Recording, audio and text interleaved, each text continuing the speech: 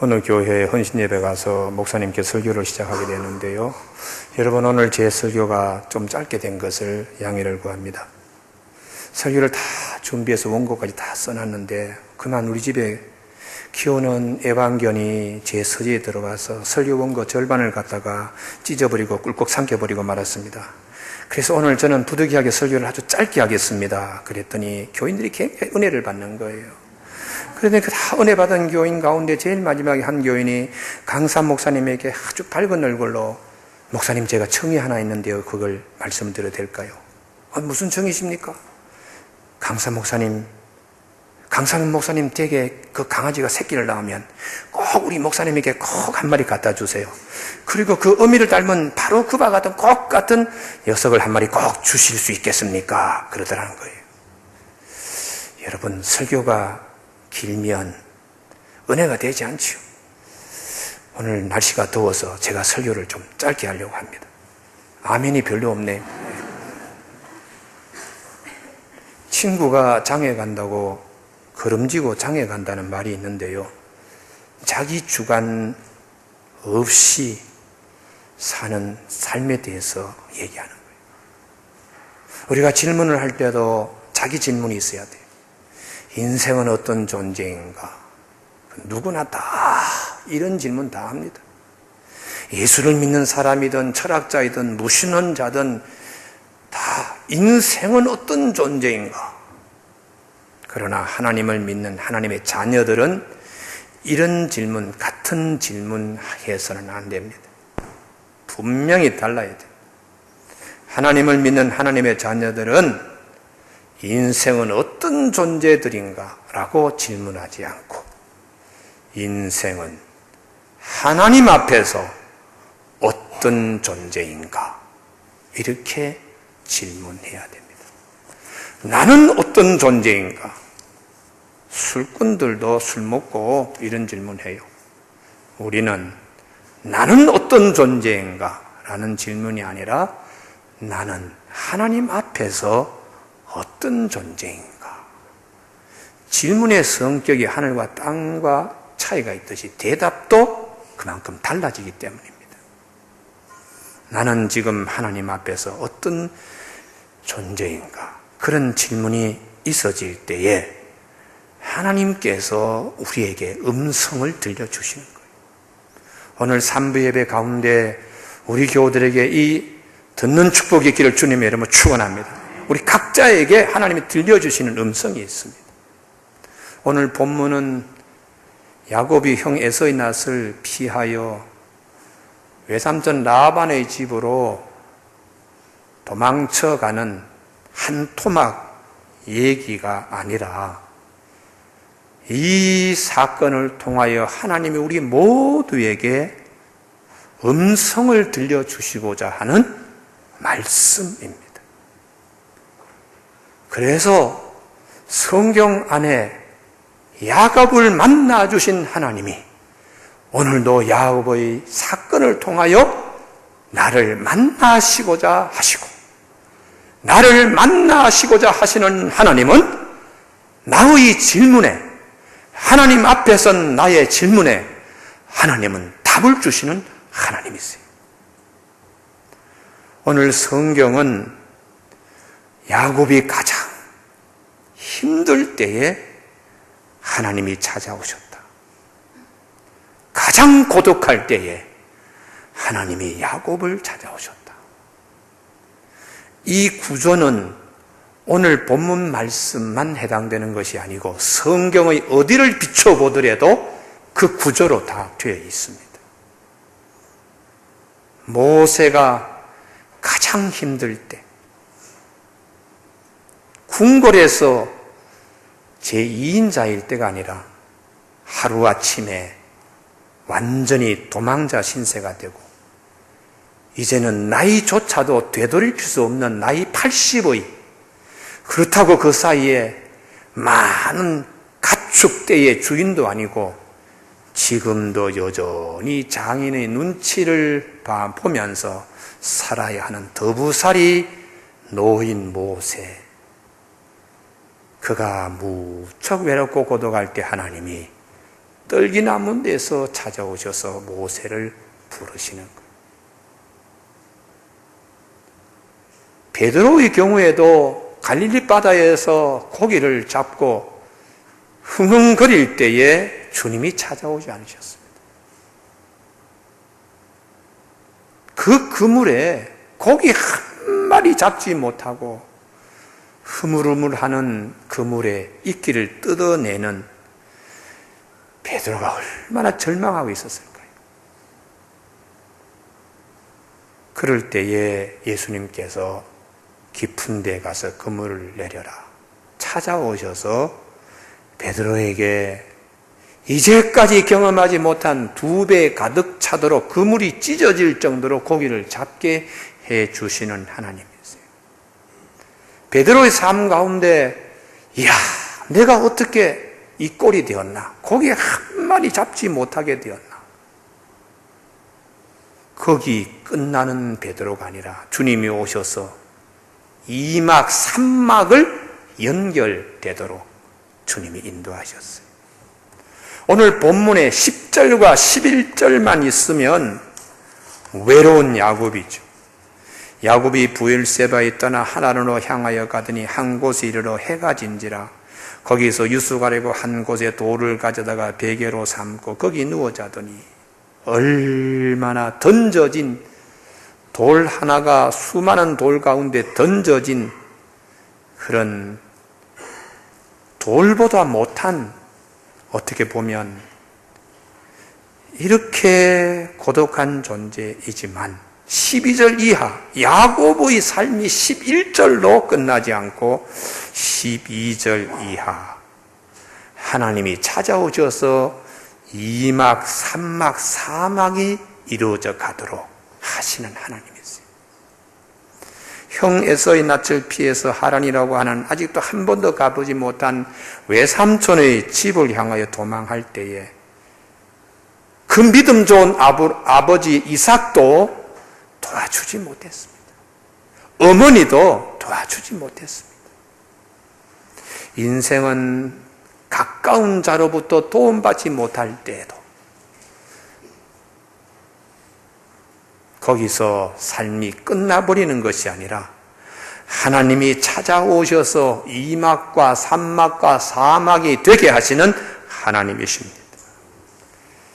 이런 고독한 인생으로 하나님이 고독하게 인생을 끝내지 않도록 친히 찾아오셔서 말씀하시고 위로하시고 약속하시고 복을 주시며 그 말씀대로 이루어가시는 하나님이 야곱의 하나님이요 우리의 하나님이십니다. 그래서 질문을 나는 어떤 존재인가? 어떻게 이 모양으로 되었나? 여기까지 왔나? 그렇게 질문하면 안 된다고요. 나는 하나님 앞에서 어떤 존재인가? 그럴 때 하나님께서 우리 믿음의 선조들 야곱을 우리에게 보여주시고 아브라함을 보여주시고 다윗을 보여주시면서 하나님 앞에서 나와 똑같이 시련 겪은 자들의 그 말씀을 통하여 하나님이 나에게 말씀하시는 것입니다. 이스라엘 백성들이 출애굽할 때에 홍해 바다 앞에서 이제는 죽게 되었다고 그럴 때에 하나님 우리에게 말씀하세요. 자기들은 다 이제 죽게 되었다. 하나님이 결코 그렇게 끝내신 하나님이 아닙니다. 홍해 바다를 건너가게 하시고 광야를 거쳐가게 하시며 반드시 마침내 가나안 땅에 심으시는 하나님. 홍해 바다에서 이젠 죽게 되었구나 하고 죽은 사람은 바로의 군사들, 애굽 병사들밖에 없어요. 하나님의 선민은 어린아이 하나라도 물속에 수장된 일이 없습니다. 그래서 이 선민의 축복을 받은 우리가 나는 누구인가? 인생이 뭐냐? 일반적인 사람들이 질문과 다르게 해야 된다. 나는 하나님 앞에서 어떤 존재인가? 이렇게 질문할 때 하나님 우리에게 말씀하십니다. 요한복음 15장 16절 너희가 나를 택한 것이 아니라 내가 너희를 택하여 세웠나니 이는 너희로 가서 열매를 맺게 하고 열매가 항상 있게 하여.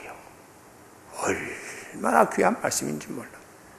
내가 열매를 맺는 게 아니라 하나님께서 열매를 맺게 해 주신다는 말씀이죠. 할렐루야. 그래서 우리 3부 예배 참석한 우리 교우들에게 말씀을 꼭 붙들기를 바랍니다. 이건 하나님의 약속이니까 내 편에서 붙들면 하나님이 이루어 주시는 거예요. 약속은 쌍방에 붙잡음에서 약속은 이루어지는 거예요. 하나님은 수없이 말씀하시는데도 나는 붙잡지 않는 거예요. 그렇기 때문에 약속이 성립이 안 되는 거죠. 두 번째에 하나님은 그 어떤 것보다도 야곱을 사랑하고 계심을 성경은 말씀하고 있습니다.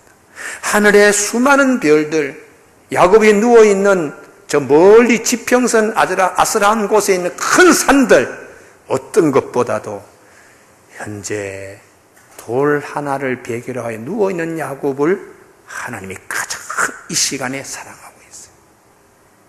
그래서 한 영혼을 천하보다 귀하게 여기시는 하나님이세요. 13절 나는 여호와니 너희 조부 아브라함의 하나님이요 이삭의 하나님이라. 내가 누워있는 땅을 내가 너와 내 자손에게 주리니 내 자손이 땅의 티끌같이 되어 내가 서쪽과 동쪽과 북쪽과 남쪽으로 퍼져나갈지며 땅의 모든 족속이 너와 내 자손으로 말미암아 복을 받으리라. 이 말씀이 너는 내 앞에서 보배로운 존재다, 이렇게 말씀하시는 것이죠. 세상은 손에 가진 것 없을 때에 외롭고 힘든 처지에 나가서 떨어져 있을 때에 누구도 주목하지 않습니다. 내 손에 황금 지팡이를 잡고 있든지 권력의 지팡이를 잡고 있든지 그럴 때에 사람들이 내 앞에 줄을 서고 찾아오고 친구가 되고, 그러나 그 황금 지팡이나 권력의 지팡이가 없어질 때는 뒤도 돌아보지 않고 등지고 가는 것이 세상의 계산법이에요. 그러나 하나님은 그렇지 않습니다. 지팡이 하나만 의지하여 가는 마른 막대기 하나, 그 막대기에서 무슨 열매가 맺히겠습니까? 싹이 나겠습니까? 꽃이 피겠습니까? 그 마른 막대기 하나 들고 가는 야곱을 아무도 주목하지 않고 아무도 그 앞에 줄 설 사람 없지만은 하나님은 그 야곱을 향하여 너와 내 자손이 복을 받게 되는 보배로운 존재요 라고 하나님이 말씀하시는 거예요. 그래서 하나님은 내가 실패할 때에 나도 내 자신을 버리고 싶을 때가 있어요. 그러나 하나님은 절대로 그렇지 않은 분이에요.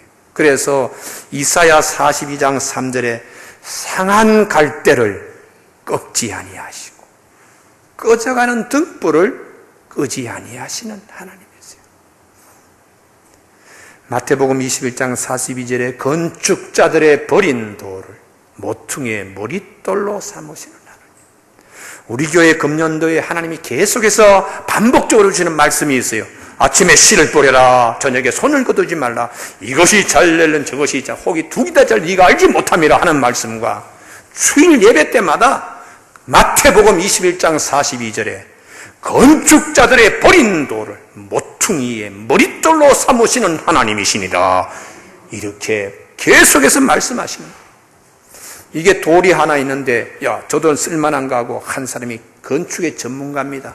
가서 돌을 보고 이렇게 보더니 에이 아니네 하고 집어던지고, 또 한 사람이 와서 또 그러더니 또 집어던지고, 수많은 상처만 받은 버림받은 돌을 그분이 오셔서 가장 귀한 자리에 세우시는. 그래서 우리에게는 나는 어떤 존재인가, 돈도 없지 권력도 없지 나이도 이제 많이 들었지 건강도 문제가 되지 자녀들이 나에게 도움이 되나 친척이 누가 도움이 되나, 답은 그거밖에 없죠. 그러나 나는 하나님 앞에서 어떤 존재인가 라고 질문할 때 하나님은 야곱을 보라, 모세를 보라, 베드로를 보라, 다윗을 보라 그러면서 나에게 말씀하시는 하나님이세요.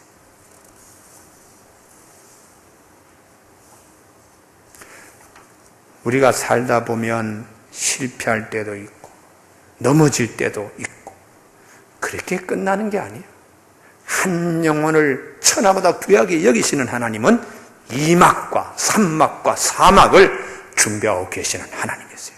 그래서 오늘 시편 146편 5절에 야곱의 하나님을 자기의 하나님으로 삼으며 여호와 자기 하나님에게 자기의 소망을 두는 자는 복이 있도다 이렇게 말씀하고 있습니다.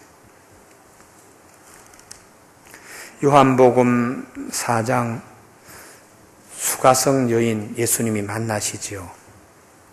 유대인들 눈에서는 사마리아는 상종할 땅도 아니고 버림받은 땅이에요. 사람이 사는데도 버림받은 땅이에요. 유대인의 눈에서는. 예수님이 그 사마리아 땅에 수가성을 찾아. 수가성은 사마리아 동네에서도 자기들끼리도 제일 저 술 취한 동네. 수가라는 말이 술 취해서 늘 술에 그냥 취해 있는 동네라는 것이. 할아버지나 할머니나 남자나 여자나 나이 든 사람이나 젊은 사람이나 늘 길거리에 술 취해서 돌아다니는 동네라고. 사마리아 사람들도 자기 나라에서 제일 지저분한 동네라고 한 그 수가성에 여인 한 사람이 있는데 그 동네 사람들이 또 가장 싫어하고 왕따를 시키니까 이 여인이 동네 안의 우물에서 물을 기르러 갈 수 없었어요. 대개 옛날 사회는 공동 우물이 하나 있고 그 주변에 마을이 형성되니까 동네 안에 우물이 있게 마련입니다. 그런데 이 여인은 아무도 아이고 저 여인 과거사를 봐. 저 여인 지난날에 그 더럽고 추잡한 얘기 우리가 어떻게 같이 이웃으로 살 수가 있어. 이러고 쑥쑥쑥 그러니까 그 우물 길을 나갈 때마다 상처받고 이제는 아예 마음의 문을 닫고 걸음도 닫아버리고 동네 사람들이 낮잠을 취하는 오수 취침 시간에 고양이 발걸음으로 살금살금 동네 밖에 이제는 오래되어서 수질도 떨어지고 사람들도 먹지 않는 그 야곱의 우물에 가서 물을 깃겠다고 나오는 여인을 주님께서 기다리고 있는 것이. 그리고 제자들에게 자리를 비킬 수 있도록 너희는 마을에 들어가서 먹을 것을 좀 사가지고 오너라 심부름을 보냅니다. 오직 주님이 이 여인과 대면하기 위해서 제자들도 다 마을로 들여보내서 여인을 기다리고 있어요. 이 여인이 마음문을 열지 아니하니까 하나님, 우리 주님께서 지금 남편도 그대의 남편이 아닙니다. 여인이 깜짝 놀라는 거예요. 이전에 남편들도 여인의 마음을 만족하게 못 해줬는데 지금도 그대는 영혼에 방황이 있습니다. 여인이 깜짝 놀라는 거예요. 정말 이 여인의 방황은 누구를 의지해야 어떻게 내가 살아야 참된 삶이 되는가 하는 질문을 가지고 어떻게 내가 하나님께 예배 드릴 수 있는가? 우리 조상들은 이 거리심 산의 성전에서 예배 드려야 하나님 만난다 그러는데 저 예루살렘에 있는 유대인들은 예루살렘에서 예배 드려야 하나님을 만날 수 있다 그러니까 예수님 어느 말이 맞습니까? 예수님께서 예루살렘에서 예배 드리겠다는 것은 유대인으로부터 메시아가 오기 때문인데 이제는 우리 주님이 여기에 와 계시니까 그것도 저것도 공간적인 개념이 아니고 이 시간 영과 진리로 정성을 다하여 서면 하나님을 만날 수 있다고 이렇게 가르쳐 주니까 여인이 너무 기뻐합니다. 영혼의 그 갈급함이 순식간에 해결되는 거예요. 너무 기뻐서 샘 솟는 기쁨을 주체하지 못하여 물동이에 물을 이는 것은 이건 생각지도 못합니다. 물동이를 버려두고 바쁜 마음, 기쁜 마음으로 마을에 들어가 잠자는 사람들을 다 일으켜 깨우면서 내가 그분을 만났다. 메시아를 만났다. 그래서 잠자는 사람 다 끌어내어서 이틀 동안 예수님이 부흥해 하시고 그 말을 떠났다고 성경은 기록하고 있습니다. 동네 사람들이 가장 몹쓸 여인 이렇게 했던 던져진 인생인데 주님이 가장 귀하게 쓰시잖아요. 교회 여러분, 오늘 우리 3부 예배 드릴 때 이 말씀 꼭 기억하십시오. 마태복음 10장 29절, 참새 2마리가 한 아살리온에 팔리지 않느냐. 그러나 너희 아버지께서 허락하지 아니하시면 그 하나도 땅에 떨어지지 아니하리라. 너희에게는 머리털까지도 다 세신 바 되었나니 두려워하지 말라. 너희는 많은 참새보다 귀하니라. 그렇게 말씀하고 있습니다. 마지막 세 번째에 동행하시는 하나님이었습니다. 15절, 내가 너와 함께해서 내가 어디로 가든지 너를 지키며 너를 이끌어 이 땅으로 돌아오게 할지라. 내가 내게 허락한 다 이루기까지 너를 떠나지 아니하리라 하신지라. 우리가 살아가면서 여러 가지 축복들이 있습니다.